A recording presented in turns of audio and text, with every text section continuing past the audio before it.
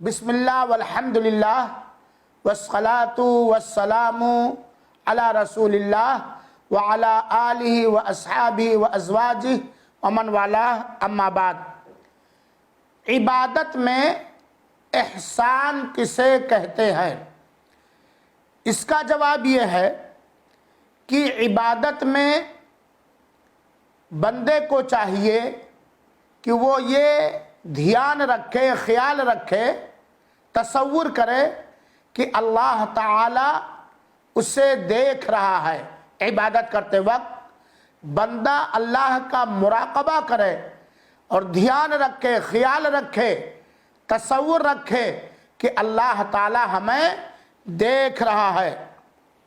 اللہ تعالیٰ نے سورہ نساء کی آیت نمبر 40 کے اندر بیان فرمایا، ان اللہ کان علیکم رقیبا، یقیناً اللہ تعالی تمہارے اوپر نگراں ہے، نگہداشت ہے، اللہ تعالی تمہارا مراقبہ فرما رہا ہے۔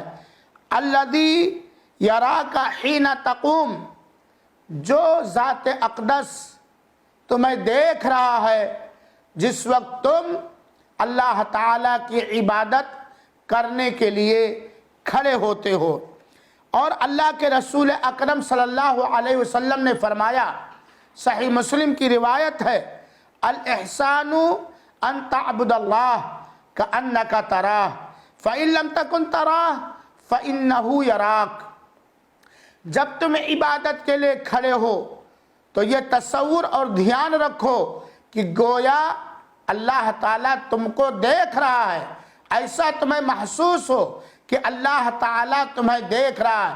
یہ احسان کا سب سے اونچا رتبہ ہے، اور اگر یہ دھیان اور تصور نہ پیدا ہو سکے تو کم سے کم اس بات پر دھیان رہے کہ اللہ تعالیٰ یقیناً تمہیں دیکھ رہا ہے۔